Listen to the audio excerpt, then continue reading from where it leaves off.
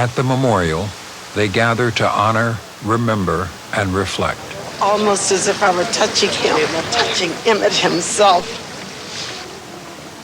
One mother finds solace after years of sorrow. It's almost as if I'm reliving the funeral, and yet my heart is full of joy that not only my son, but all of these other people who gave their lives for such a great cause are getting the recognition that is their due.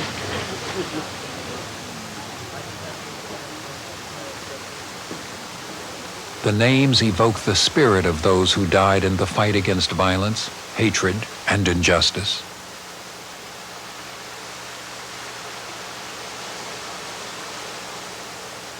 Built by the Southern Poverty Law Center in Montgomery, Alabama, the Civil Rights Memorial stands as a tribute to all who gave so much in that cause.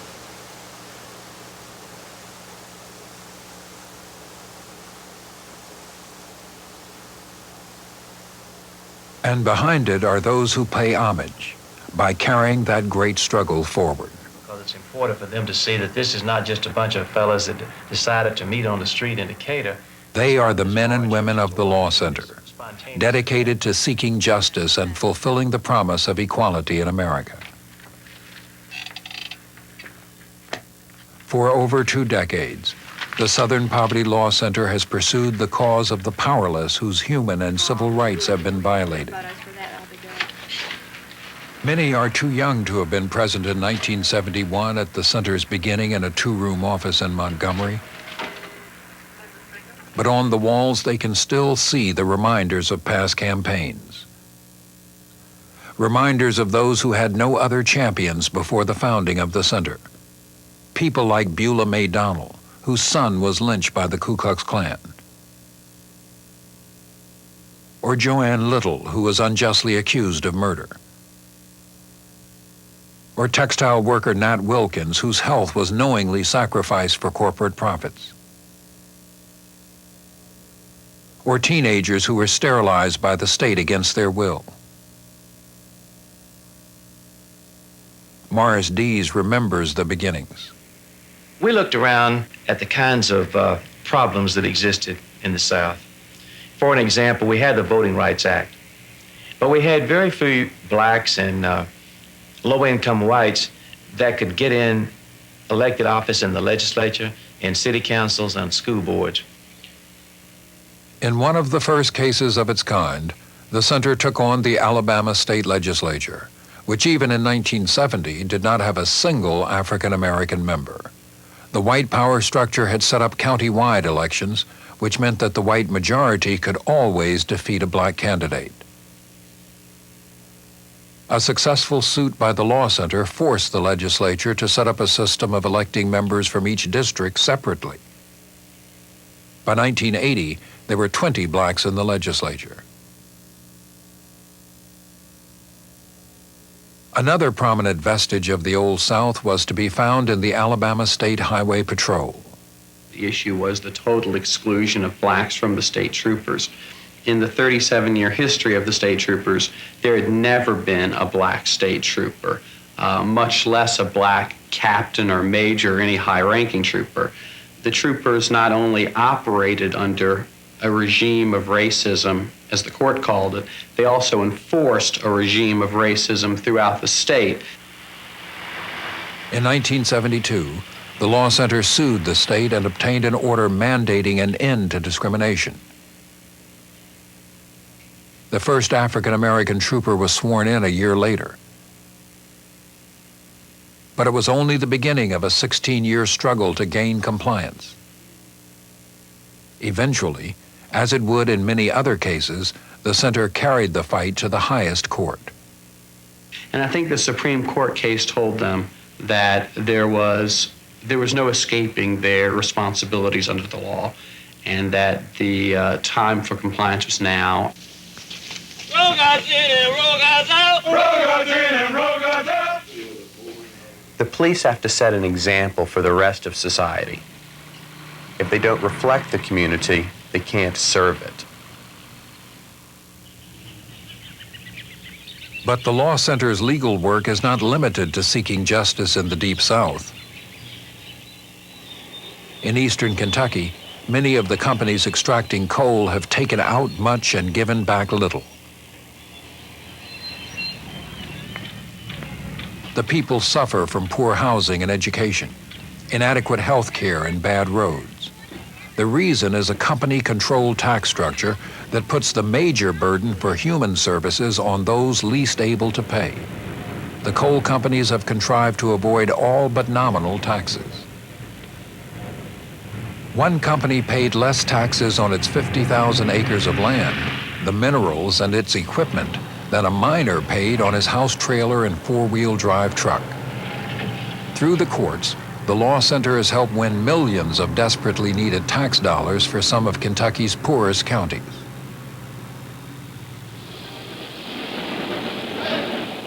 In the late 70s, the Law Center encountered a foe that would shape its work for years to come. The Ku Klux Klan, in decline for a number of years, was reemerging and finding new targets.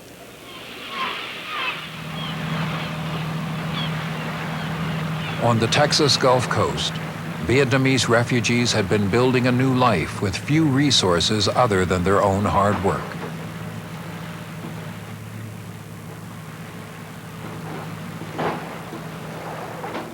Their success was seen as an economic threat by local fishermen. Exploiting racial tension, the Klan moved in, announcing a Kaya, a Klansman I am, and set out to stop the Vietnamese community from fishing with threats of murder and arson.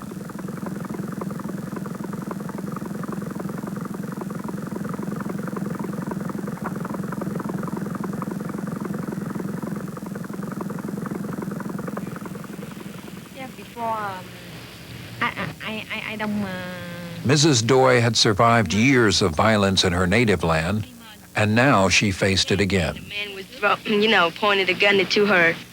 Sợ chứ? Yeah, really. She was scared. That's what he said. She frightened. Nói mẹ tôi sợ chạy vô trong. That she was afraid. That's why she ran into the house. In-house. The Law Center came to their aid by obtaining an injunction in federal court, stopping the Klan from further harassment. But elsewhere, the Klan was far from giving up. Are you willing to defend your homes and your families?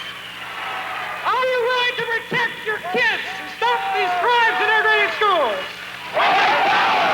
White power! White power! White power! White power! I think that you've got a lot of dedicated people there who are willing to spill every drop of blood in their body because they feel as though their family is threatened, their community is threatened, and a way of life that they've known and loved to be dear, it means everything to them. Are they willing to spill other people's blood? Without a doubt. And they did. This time it was Jewish radio host Alan Berg, who was gunned down for speaking out against racial hate groups. And they had others in mind.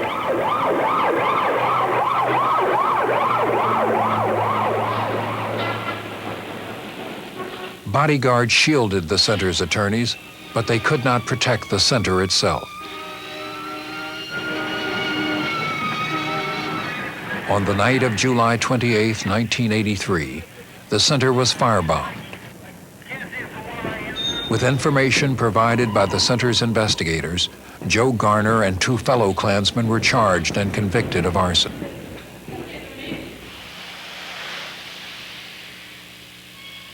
The new headquarters was funded by those who wanted to protect the center from further violence and encourage its continued operation. With increased intensity, they organized to watch the Klan and to gather information on white supremacists, skinheads, and other hate groups. These facts help anticipate racial incidents and support legal action. Had a little problem with the Christian Knights.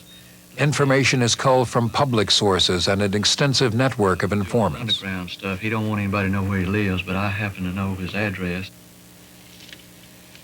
By processing the data, ClanWatch can monitor suspected individuals and organizations and their activities.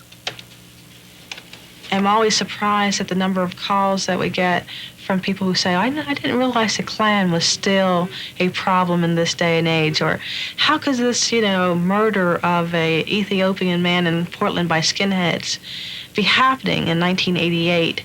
And those comments alone make me realize how important exposing these kinds of incidents on a day-to-day basis is.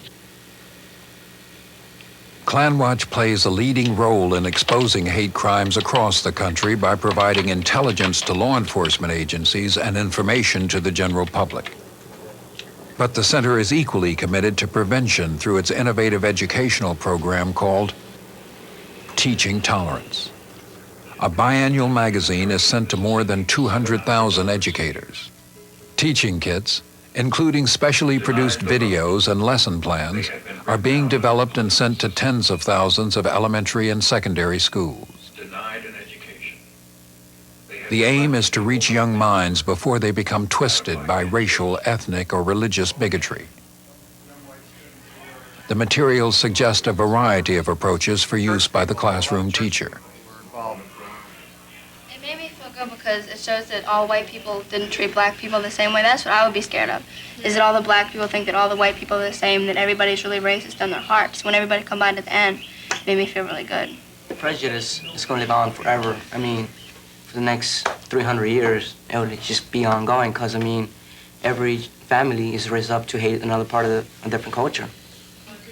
1%. In furnishing these materials free of charge, the center underscores its commitment to a society that respects diversity and honors democracy.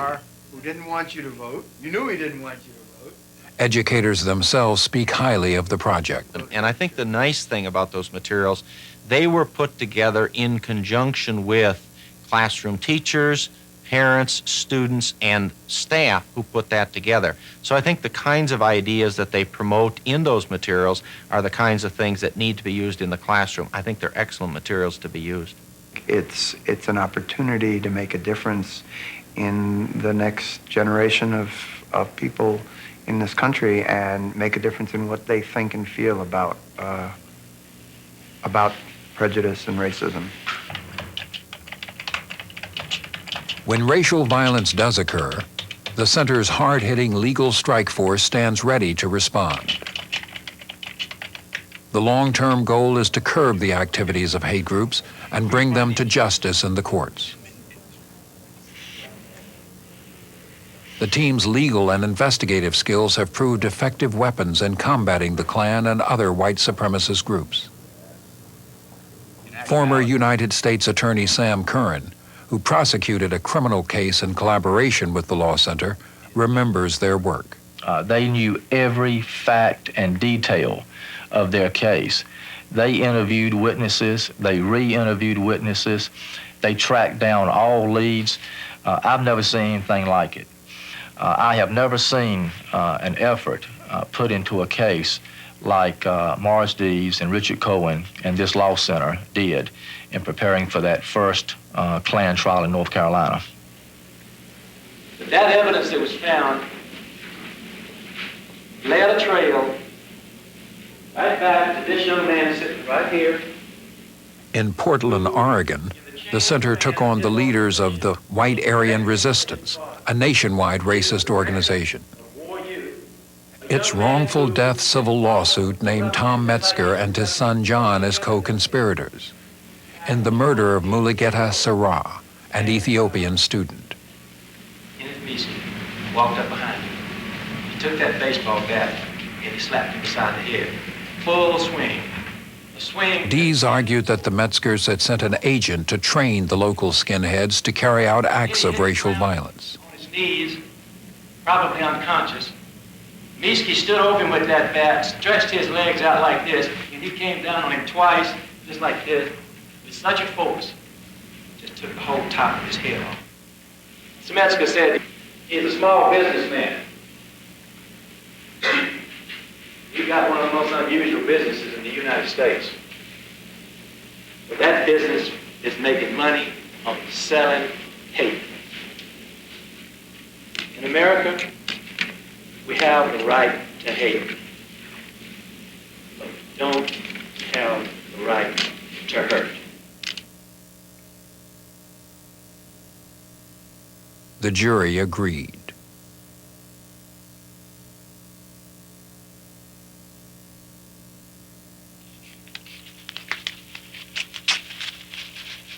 For all its extensive work, the Southern Poverty Law Center receives no public funds, nor does it charge fees or accept portions of monetary awards it wins.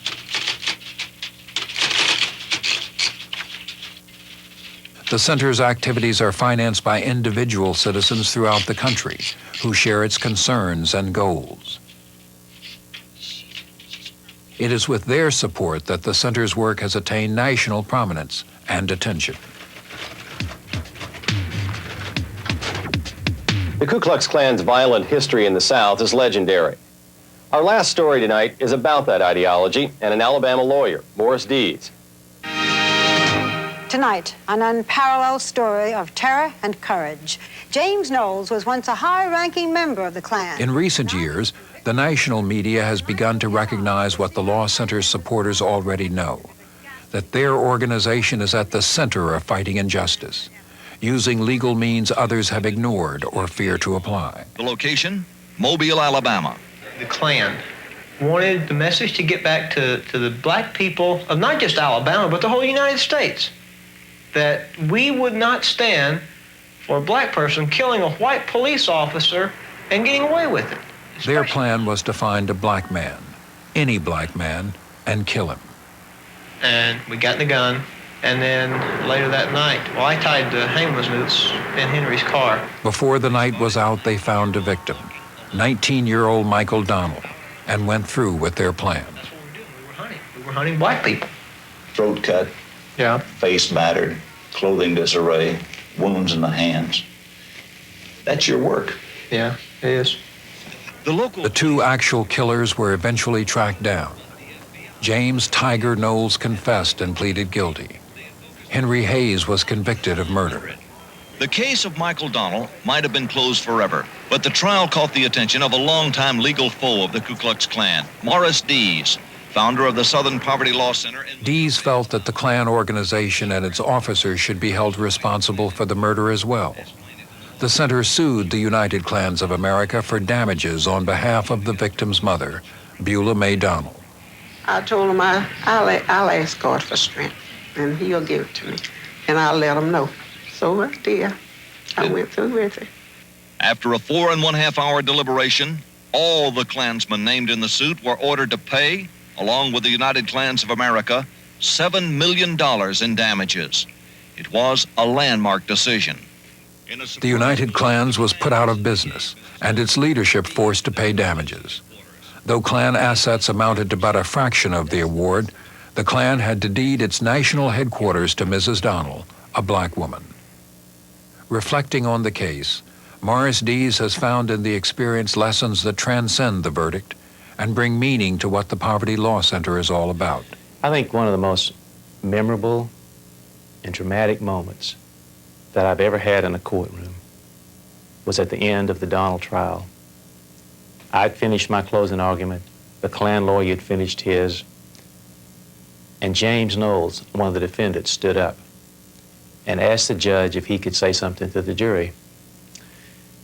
He walked over in front of the jury and he said, "Everything that Mr. Dees said we did, we did."